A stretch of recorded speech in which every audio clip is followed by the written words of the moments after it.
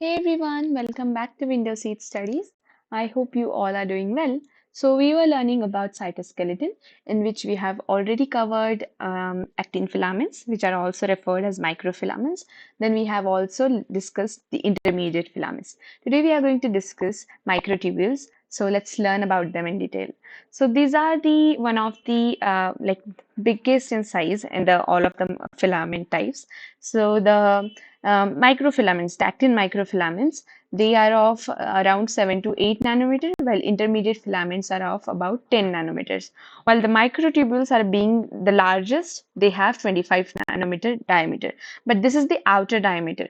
Microtubules, as the name suggests, they are tube-like, means they are hollow. So this is a cylinder. Okay, let's assume that this is a circle, and this is a tube.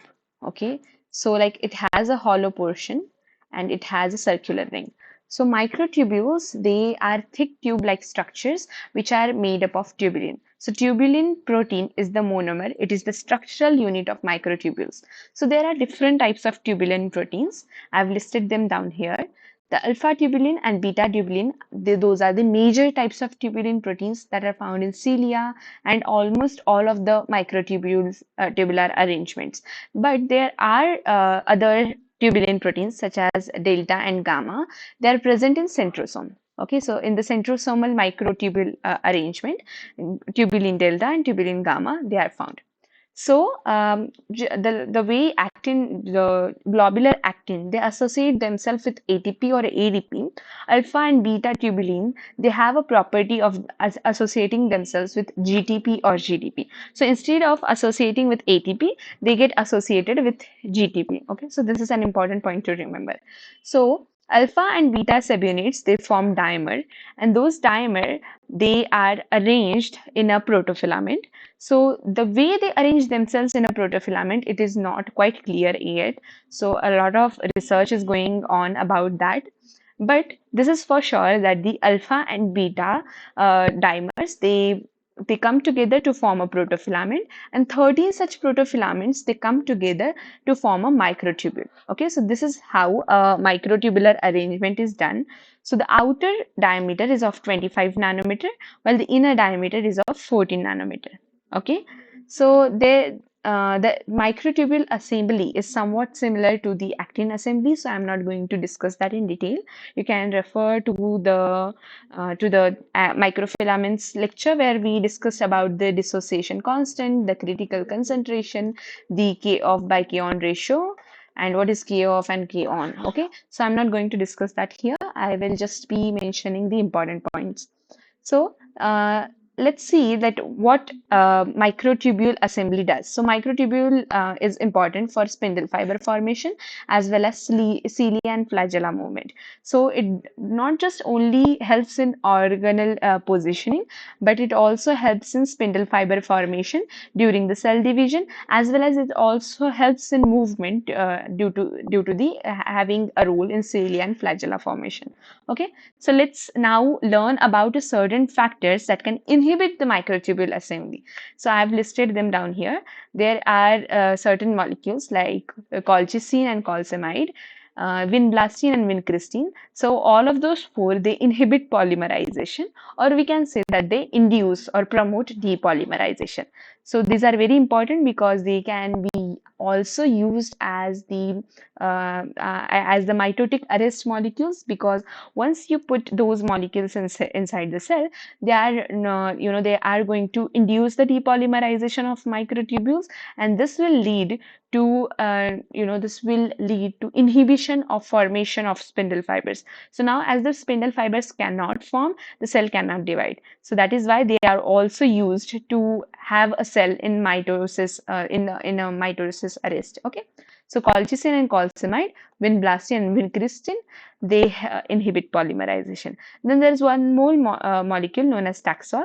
This stabilizes microtubule. So this does not inhibit microtubule assembly. Well, it stabilizes microtubule.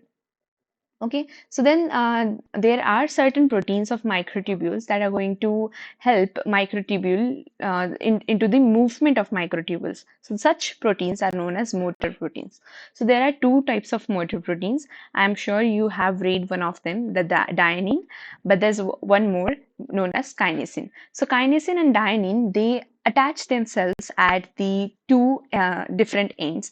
So I hope you remember that when we discuss about microtubules, when we discuss about microfilaments, we discussed that it has two ends due to the polar structure of G-actin. So G-actin looks somewhat like this. So it has a barbed end, okay, and it has a pointed end, right? So the barbed end is also referred as positive end, and then pointed end is also referred as negative end. So this is because the polarity, the way the polarity is seen in microfilaments, the same polarity is seen in microtubules.